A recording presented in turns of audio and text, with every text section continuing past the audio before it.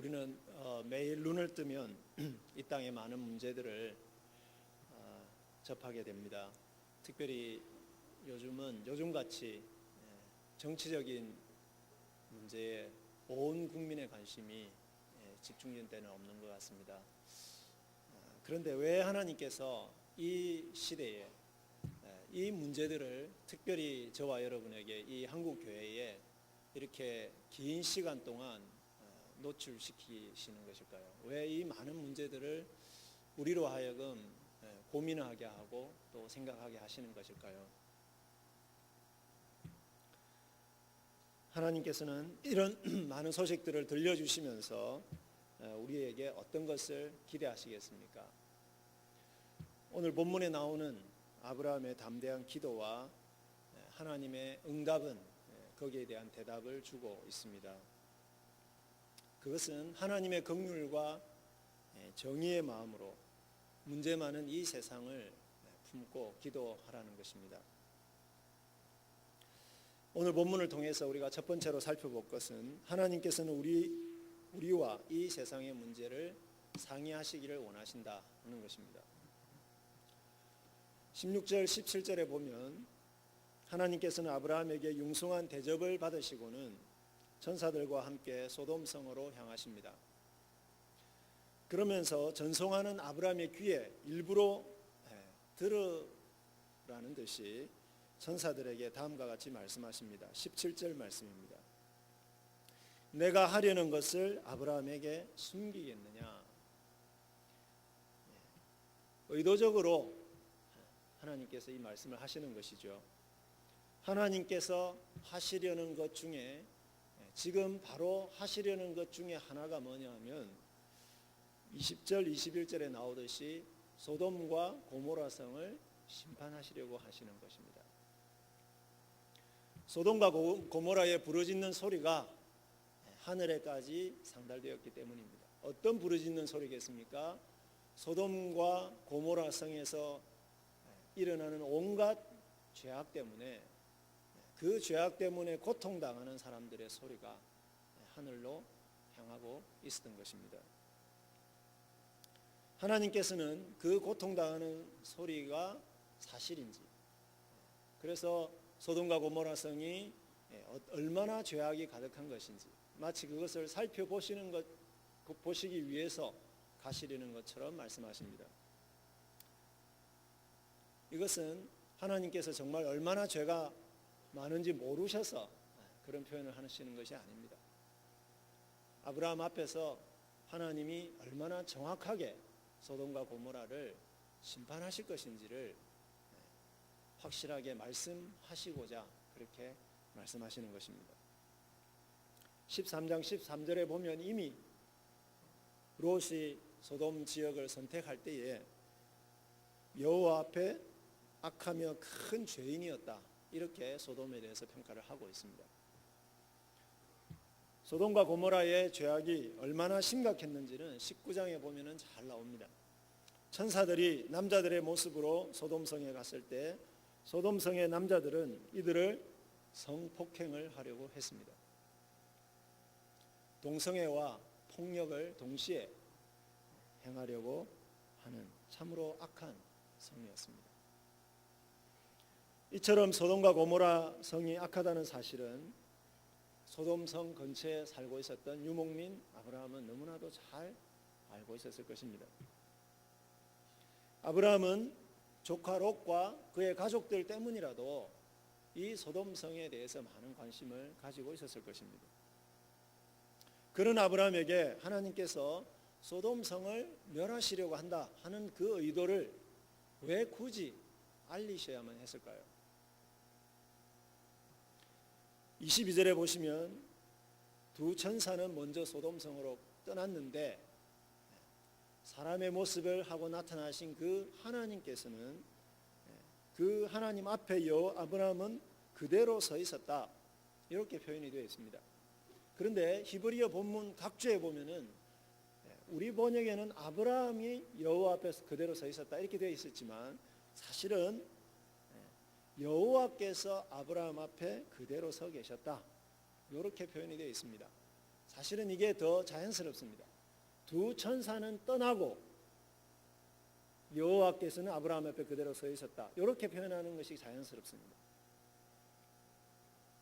하나님께서 아브라함에게 무슨 반응이라도 듣고 싶으신 것처럼 아브라함에게 내가 소돔성을 멸하러 간다고 이야기를 했으니까 아브라함이 뭔가 이야기라도 뭔가 아브라함에게 대답이라도 들으실 것처럼 아브라함 앞에 그대로 서 계셨다는 겁니다. 그냥 소돔성을 멸하면 되지 않습니까? 왜 하나님은 꼭 아브라함의 그 대답을 들으셔야만 했을까요? 그 힌트는 18절과 19절에 나오고 있습니다. 함께 읽어보겠습니다. 아브라함은 강대한 나라가 되고 천하 만민은 그로 말미암아 복을 받게 될 것이 아니냐. 내가 그로 그 자식과 권속에게 명하여 여호와의 도를 지켜 의와 공도를 행하게 하려고 그를 택하였나니 이는 나 여호와가 아브라함에게 대하여 말한 일을 이루려 함이니라. 사랑하는 여러분, 이 말씀에 의하면 하나님은 아브라함을 통해서 어떤 나라를 이루시기를 원하고 계십니까? 하나님의 법을 지켜서 의와 공도가 흘러넘치는 나라. 그 의와 공도는 다른 번역으로 이야기하자면 정의와 공의 또는 공평과 정의 이렇게 번역할 수 있는 말씀이고, 그리고 이것은 나중에 모세를 통해서 이스라엘에게 헌법으로 주실 그 시내산 율법, 그 율법의 모든 그 율법의 정신을 요약하는 두 단어다, 그렇게 말할 수가 있습니다. 하나님께서는 아브라함을 통해서 큰 민족을 주시고 강대한 나라를 이루게 하시는데, 그 나라가 하나님의 말씀을 따라서 정의와 공의를 행하게 하심으로써 온 세상에 하나님의 복을 흘려보내는 축복의 통로로서의 하나님의 나라를 이루시기를 원하셨습니다. 이런 멋지고 아름다운 나라가 나라의 시조가 될 아브라함, 후손들에게 하나님의 공평과 정의를 가르쳐 주어야 될 아브라함이라면 이 땅에 있는 불의한 나라들을 하나님께서 어떻게 다루셔야 하는지에 대해서 고민하고 생각해야 된다는 것이죠.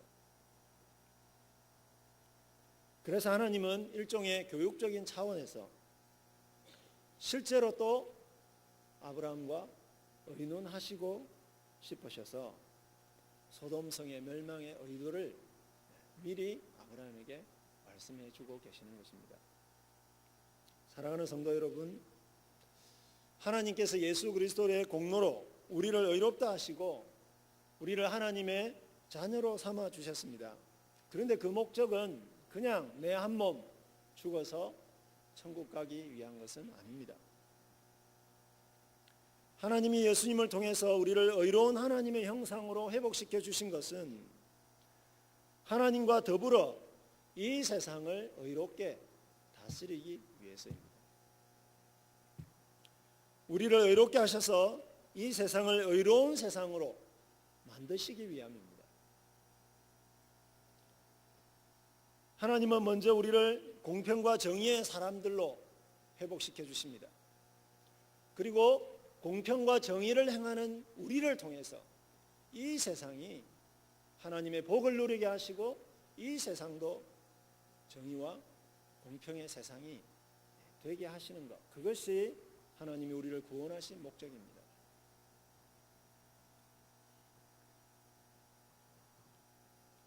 하나님께서 이 땅의 많은 문제들을 우리에게 보여주시는 것, 그것은 이 땅의 많은 문제들을 어떻게 하면 하나님의 마음으로, 어떻게 하면 하나님께서 이 세상을 보시는 눈으로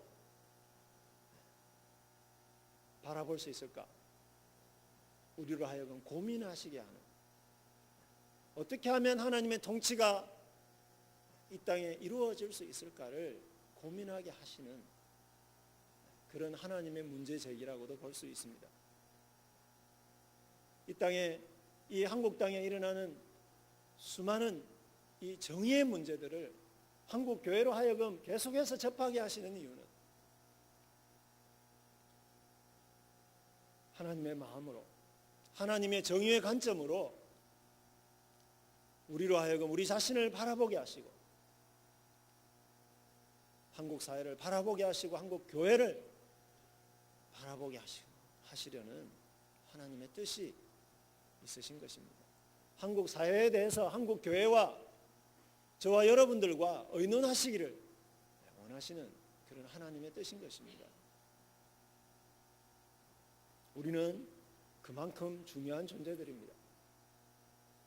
하나님께서 우리에게 이 땅에 많은 문제들을 보여주시는 것은 우리로 하여금 어떻게 하면 이 불의하고 악한 세상이 하나님의 나라로 변화될 수 있을까를 고민하게 하기 위함입니다. 어떻게 하면 이런 세상에 저와 여러분과 같은 그리스도인들이 축복이 될 수 있을지, 그것을 함께 의논하시기 위함입니다. 하나님께서는 우리를 그러한 친구로, 그러한 동역자로 대하고 계시는 것입니다. 19절에 보면 택하였다 그렇게 번역된 말은요, 사실은 이것은 알았다라고 하는 단어입니다. 알았다.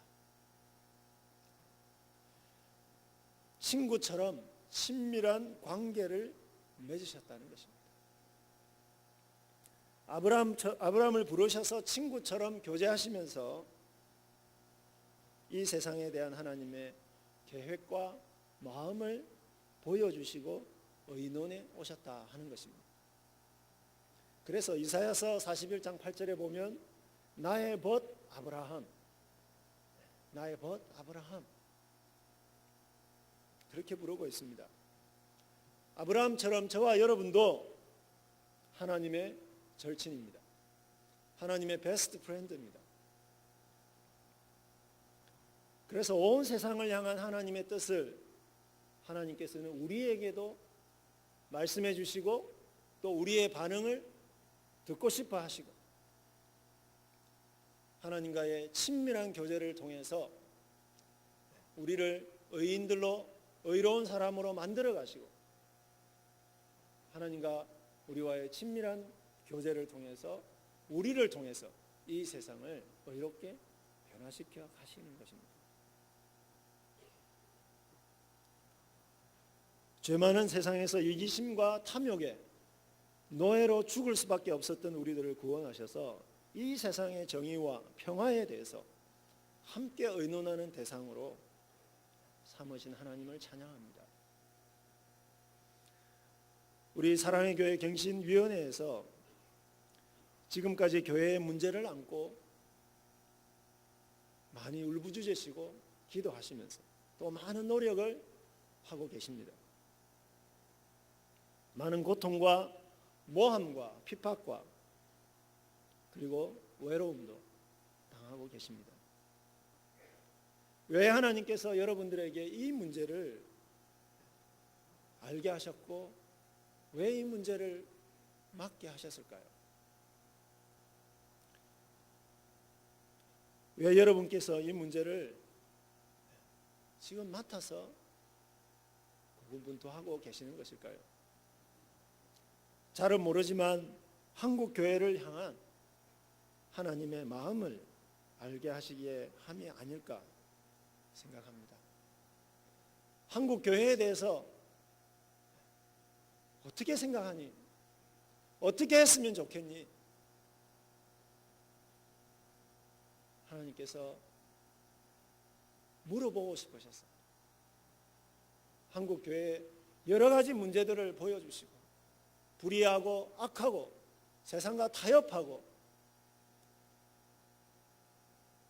우상의 물질의 우상에 물들어 있는 권력의 우상에 물들어 있는 한국 교회의 모습에 대해서 하나님의 탄식하시는 그 마음을 함께 느끼고 그리고 그 문제를 어떻게 해결해 갔으면 좋겠는지 그것을 저희들과 의논하시고 싶어서 그러신 것은 아닐까 생각합니다. 하나님께서 여러분을 친구로 여기시기에 한국교회의 정의와 공의의 문제를 상의하시려고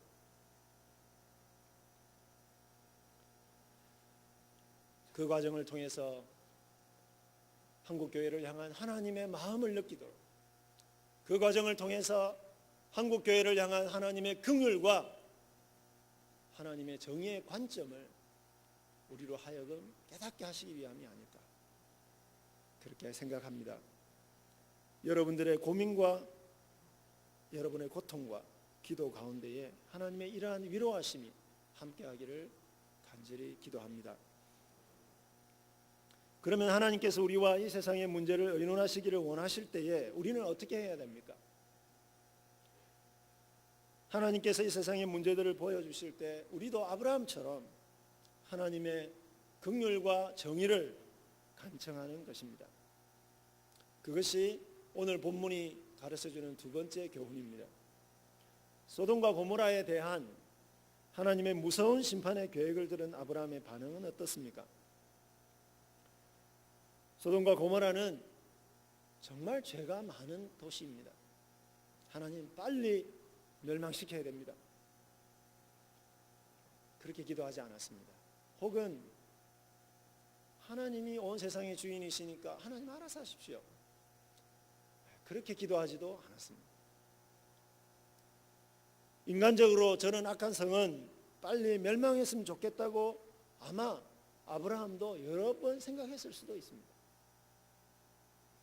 하지만 아브라함은 그렇게 기도하지도 않았습니다.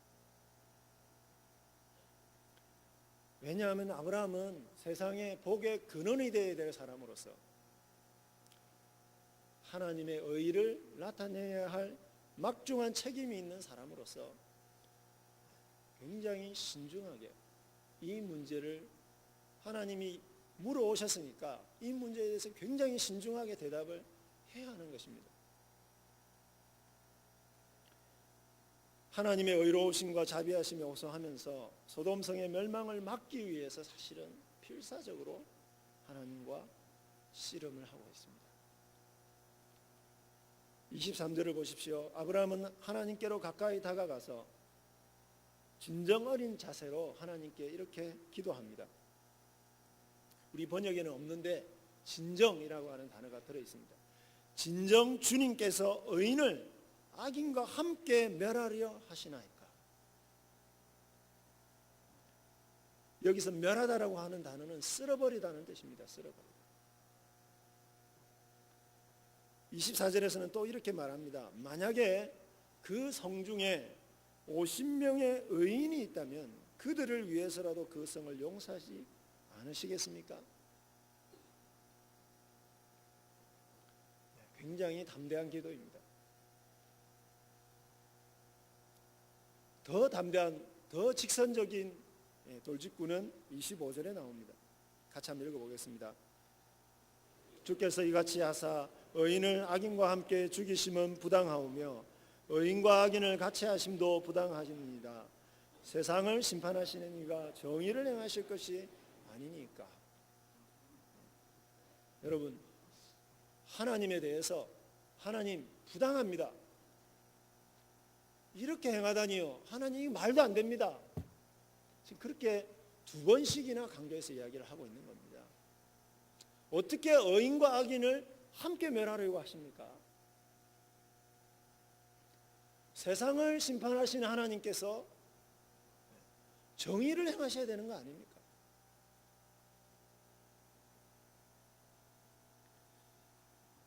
자신을 부르실 때에 의와 정의와 공의를 행하는 그런 민족으로, 그런 민족을 만들어 주시겠다고 하나님이 불러주셨다면 그 나라의 왕이 되실 하나님께서 공의를 행하셔서 우리에게 그 공의를 가르쳐 주셔야 되는 거 아닙니까? 그렇게 지금 하나님 앞에 되묻고 있는 것입니다.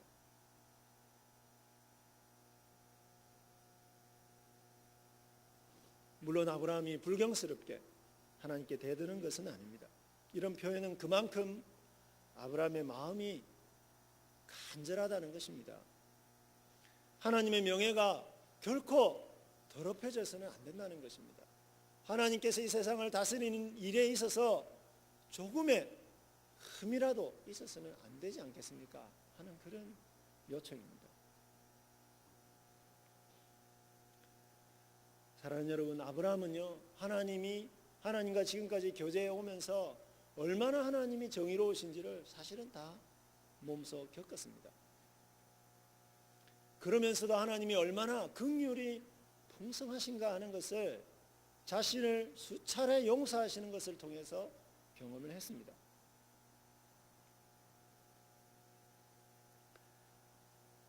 지금 아브라함은 그처럼 정의로우시고 긍휼이 풍성하신 하나님께서 소돔성을 멸하려고 하시는 일에서 혹시라도 정의롭지 못하시거나 긍휼을 철회하시는 것은 아닌지 조심스럽게 여쭙고 있는 것입니다.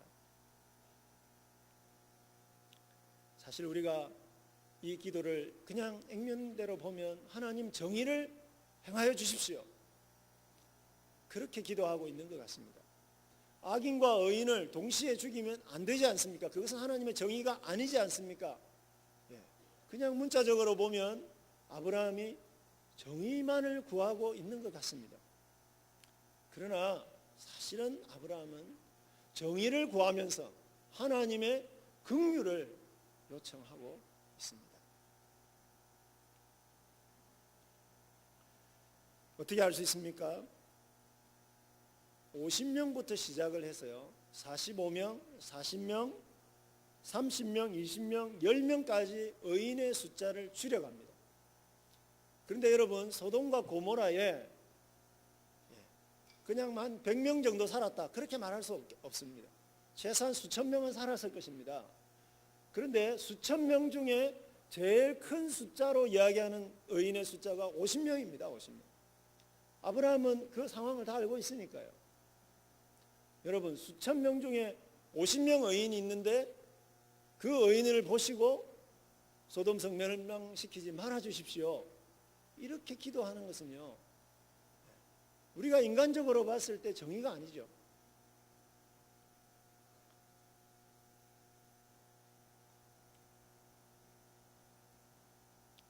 하나님의 정의를 요청하고 있습니다.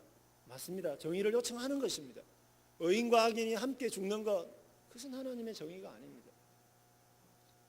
그리고 하나님의 정의는 반드시 실현되어야 됩니다. 그래서 정의를 요청해야 됩니다. 그러나 아브라함은 그와 더불어 하나님의 긍휼을 요청하고 있습니다.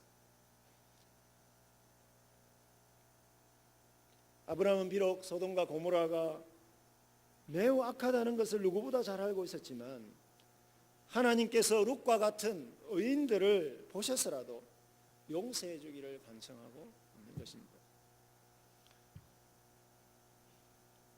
그런데요, 놀라운 것은 이런 기도가 바로 하나님이 아브라함에게 기대하셨던 바로 그 반응이라고 하는 것입니다. 하나님의 마음을 너무나도 잘 헤아리는 그러한 기도였다라고 하는 것입니다. 아브라함의 기도 속에서 우리가 느끼는 것은 어떻게 하든지 소돔과 고모라가 멸망당하지 않았으면 좋겠다라고 하는 간절한 마음입니다.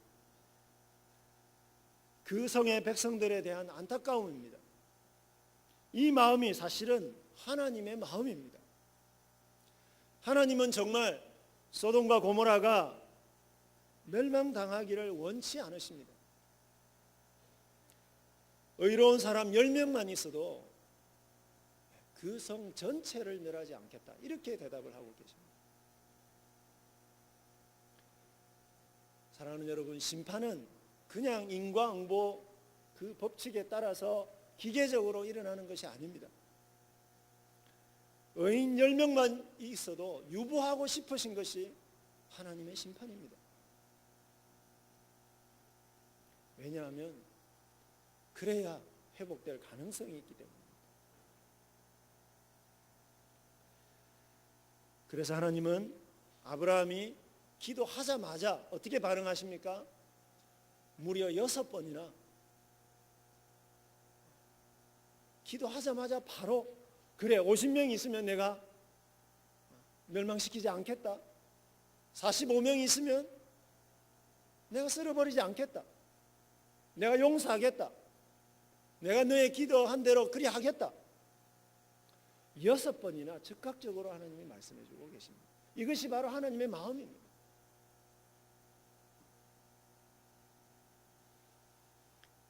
그러나 여러분, 결과적으로 하나님의 정의는 이루어졌습니다. 소돔성에 의인 10명이 없어서 결국은 소돔과 고모라는 하나님의 무서운 심판을 받고 말았습니다. 하지만 하나님은 아브라함의 기도를 기억하셔서 유일한 의인이었던 롯과 그의 가족들을 살려주셨습니다. 이것이 바로 하나님의 절묘한 기도의 응답입니다. 사랑하는 동역자 여러분, 이 아브라함처럼 하나님의 마음을 헤아리고 그 하나님의 마음으로 하나님께 응답하시기를 축복합니다. 날마다 하나님과 친밀한 교제를 통해서 하나님의 정의를 구하시고 하나님의 긍휼을 배우시기를 바랍니다. 그 정의와 긍휼을 가슴에 품고 이 불의한 세상을 위해서 중보 기도하시기를 바랍니다. 이 세상에 정의가 이루어지도록, 불의와 죄악이 사라지도록, 불의한 세력에게 고통당하는 분들이 속히 건짐을 받을 수 있도록 기도하십시오. 동시에 심판 가운데서라도 하나님의 긍휼로 한 사람이라도 더 구원을 받을 수 있도록 기도하시기를 바랍니다. 대한민국은 지금 지도자들의 불의의 문제로 혼란에 빠져 있습니다. 대한민국을 위해서 어떤 의미에서는 그런 불의의 문제에 결코 책임을 피할 수 없는 한국 교회를 위해서 긍휼히 여기는 마음으로 대한민국과 한국 교회의 정의가 이루어지기를 기도해야 할 것입니다. 또 여러분들은 한국 교회의 불의의 피해자들입니다. 그럼에도 불구하고 하나님께서 그 문제에 대해서 상의하시는 대상입니다. 문제의 해결은 여러분 하나님께서 어떤 방식으로든지 하실 것입니다. 아브라함의 기도를 들으시고 기도에 정확하게 응답하셨던 것처럼 정확하게 정의를 실행하시고 정확하게 긍휼을 베풀어 주셨던 것처럼 하나님께서는 여러분들의 그 울부짖는 그 기도에 정확하게 응답하실 것입니다. 정의를 행하실 것이고 긍휼을 베풀어 주실 것입니다. 그러면 저와 여러분들이 지금 해야 될 일은 무엇이겠습니까? 이 문제를 하나님의 마음으로 보는 것입니다. 하나님의 정의의 관점을 갖는 것이고 하나님의 긍휼의 마음으로 마음을 배우는 것입니다. 불의한 자들 때문에 고통당하는 분들을 위해서 하나님의 정의가 이루어지도록 우리는 날마다 부르짖어야 할 것입니다. 악한 자들의 악행을 멈추어 주시길, 그들이 행하는 악이 망하길 기도해야 할 것입니다. 왜냐하면 그것이 하나님의 정의이기 때문입니다. 때로는 죄악에 대항해서 함께 싸워야 할 것입니다. 그러면서 동시에 의인 몇 명이라도 보시고 악한 자들을 멸하시지 않으시도록 그들도 속히 회개하고 하나님께로 돌아오도록 기도해야 할 것입니다. 방법은 우리는 알 수 없습니다. 어떤 방식으로 하나님이 하실지 우리는 알 수 없습니다. 그러나 전능하신 하나님께서 당신의 긍휼을 진노 중에라도 잊지 마시길 기도해야 할 것입니다. 하나님의 교회가 너무 많이 상하지 않도록 우리가 함께 기도해야 할 것입니다. 말씀을 정리하겠습니다. 우리를 부르신 하나님은 우리가 속한 가정, 교회, 사회, 나라 이 세계에 문제들을 보여주시며 이 문제들에 대해서 우리와 의논하기를 원하십니다. 이런 세상을 두고 하나님의 긍휼과 정의의 마음으로 하나님께 간청하는 저와 여러분들이 되었으면 좋겠습니다. 비록 의인들이 너무 적어서 세상을 회생시킬 힘이 없는 상황이라고 하더라도 하나님께서 도저히 돌이킬 수 없다고 판단하기 전까지는 그 불의한 세상의 정의의 구현을 위해서, 그 세상의 구원을 위해서 기도하기를 쉬지 말아야 할 것입니다. 하나님의 정의와 긍휼을 구하는 여러분들의 기도를 통해서, 여러분들의 그 싸움을 통해서 이 세상과 한국 교회가 변화되기를 간절히 축복합니다. 기도하겠습니다. 온 세상을 정의로 긍휼로 다스리시는 하나님 아버지, 참으로 감사합니다.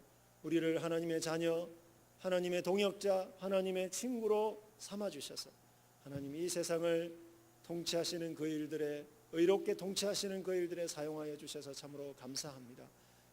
하나님께서 이 땅의 많은 문제들, 한국 교회의 많은 문제들을 보여주실 때에 하나님의 정의와 하나님의 긍휼의 마음을 배우게 하여 주시고 그 관점으로 보기 위하여 치열하게 고민하게 하여 주시고, 그리하여 하나님의 마음으로 하나님께 날마다 기도하는 저희들 되게 해 주시옵소서.